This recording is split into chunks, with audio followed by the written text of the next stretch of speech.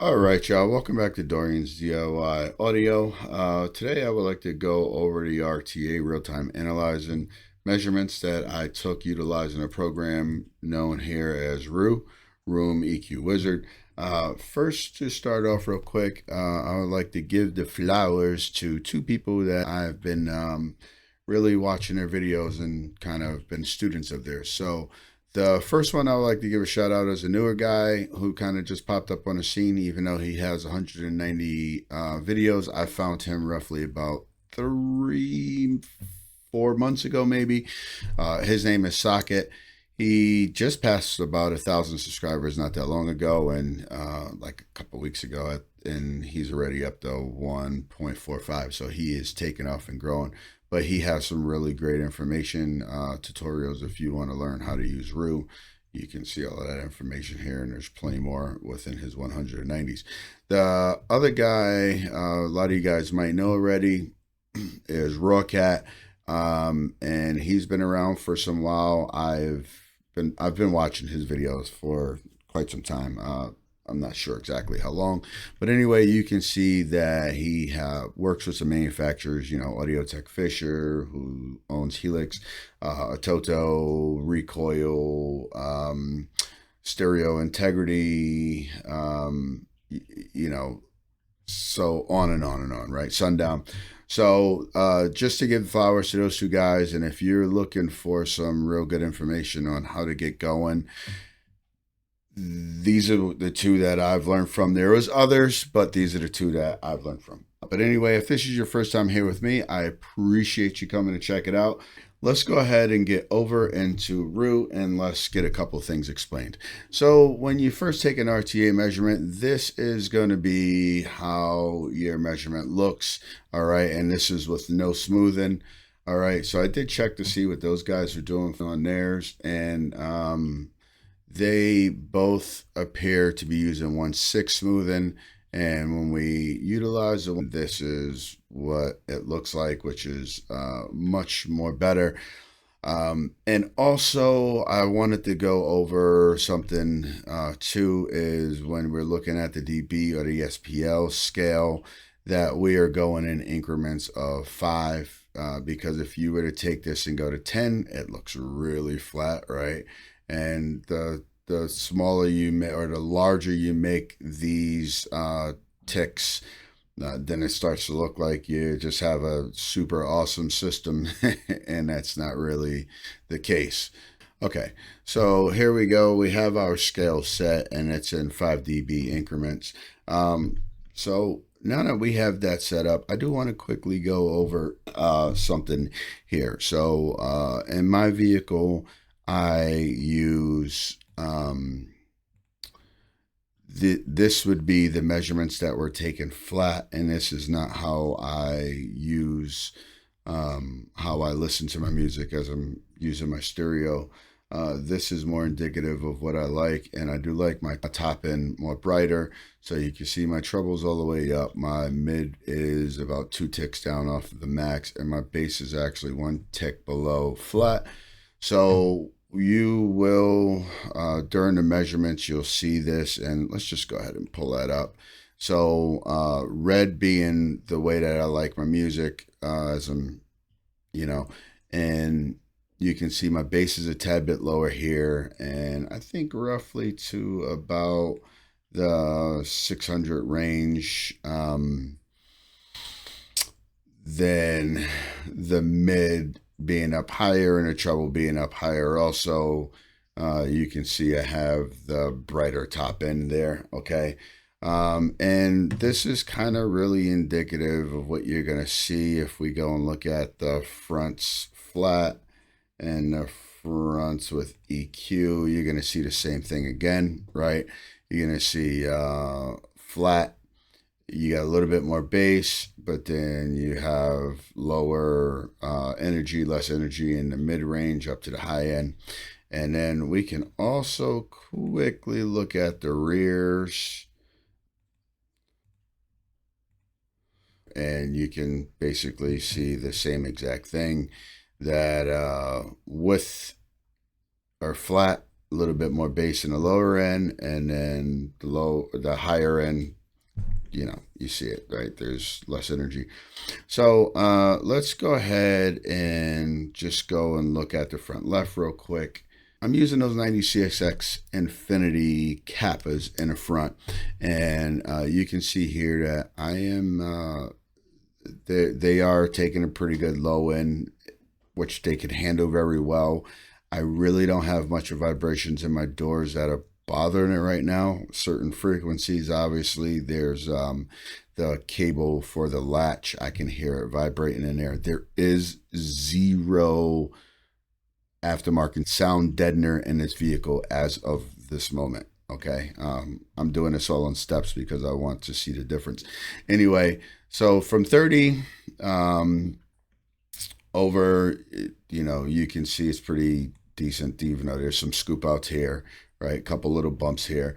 But if we look at from like, say, 800 hertz to about 5K-ish, you can see there's a pretty decent scoop out there. And, you know, this is a two-way also, so, and the tweeter is up in the dashboard, so it is highly off axis, and that also shows why once we get to about 14K, I have a pretty steep roll off. Let's go ahead and add the front right so that we can also see.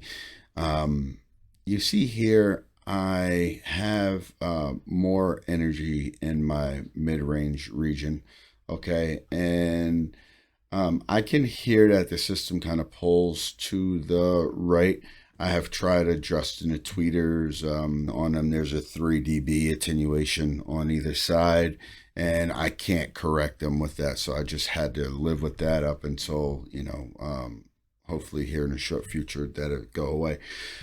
But you can see the mid-range is better, kind of coming from that 800 hertz right up to about that 5K. I mean, even though it's more jaggedy, it is still have more energy there, and I can notice that pull. So if we were to take these two here together and kind of sum them together, let's go ahead and get rid of that. If we now come over here and look at our front, and we leave this line roughly about 60 dB, whatever, yeah, about 60-ish. You can see here we have a little boost in the lower region, you know, starting from that 30-ish over to, you know, about 150, right? 150. So kind of getting into your you know, getting up until your mid bass frequencies.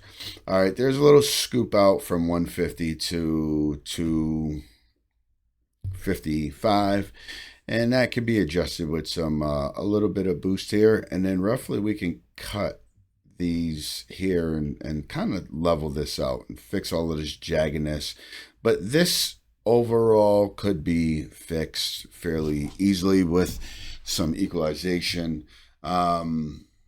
And it doesn't do bad, right? We're looking at a stereo system in total that was $1,250. All right. There's people who have more than that in just their DSP or just a single piece of equipment. All right. So so overall, it's not super shabby. There is no time alignment. There is no phase fixing of any phasing issues. And really, I mean, there's no equalization, really. I only have 3 bands that I'm utilizing as of right this moment. All right, so now let's go ahead and take a look at the rears here. And okay, so initially when I had set up this stereo and I put it together, I had set for the crossover to be from 100 dB up to about 5K, right? Utilizing a crossover in the amplifiers. But at some point through time, I went back and I switched the crossover setting to full signal.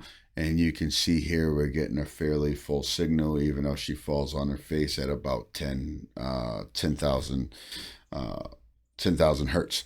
Now, these rears are PA speakers. They're Down4Sound Hexicone Pros, and I picked those because I wanted the mid-range. I like rear fill, and I wanted to run my rear fill in a mid-range scenario. So anyway, if we were to look at, bringing that crossover back to the 100 hertz and then taking it up to about 5K, as you can see in this region here, that's not super bad, right? There's a little scoop out here and some peaks that can be chopped down, but that's not super bad.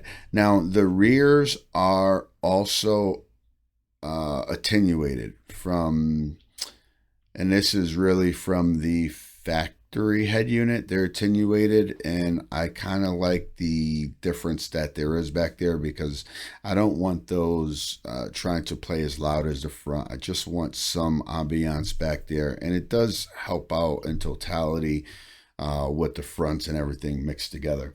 So if we were to look at the rears individually, you're going to see a little bit of issues. Let's see, where are they? Left rear and right rear. Okay, so individually you look at them, you see a little bit of discrepancy here and there, but I mean, overall, the last one that I showed you was them put together, and it's not that big of an issue. Some EQing, and then setting the crossovers and phase aligning, and that would be fairly not an issue at all. So from there on out, let's go ahead and take the rears away, and let's look at the subwoofer. All right, this is the subwoofer. And so I am running one single CT Sounds Hydro 10. It is in a ported box, and it's tuned to 33 hertz. As you can see, this is indicative of that. And if we look, the bandwidth of that box is roughly 30 to, I don't know, 50. Let's just say 30 to 50. And that works pretty good for what I'm using. If I had, when I have the DSP, we can kind of remove some of this extra stuff here and time align it, and it'd be much better. But let's go ahead and add the fronts back in. Okay. And now we can see here, even though, this is full volume on the subwoofer bass knob, we're starting to see something here, and it is jaggedy, but it's not super bad. And then when we add the rears in, okay, you can see it kind of reinforce a little bit of the just before the tweeter error here. And it's not that bad. So once again, to clear all of that and go back to the all, this is all of them with EQ. That isn't super bad. If we come in about right here, and we probably can go,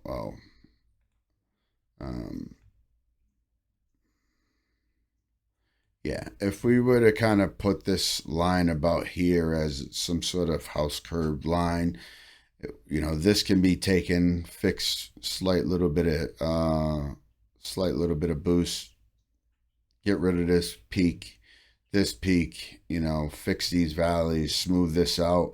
It's not too shabby. I mean, for $1,250, the system rocks pretty good. It's fun. It's really fun, and I can listen to anything. Rap, rock, EDM, techno, whatever you got, I can put in there, and the system plays everything pretty good.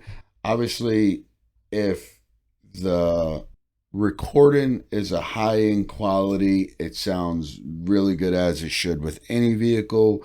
and I do start to get some imaging up on the dash, you know, but we're looking at a system here that has 3 bands of EQ, no time alignment, tweeters in the dash. You kind of really just have, you don't have everything going for you. All right. And it does sound pretty decent. So this is just for me to kind of show you guys what I have here. And what we're going to do from here going on out is every time I make some changes, I'm going to start to pull up these, and we'll probably primarily go off of this graph here, all EQ'd.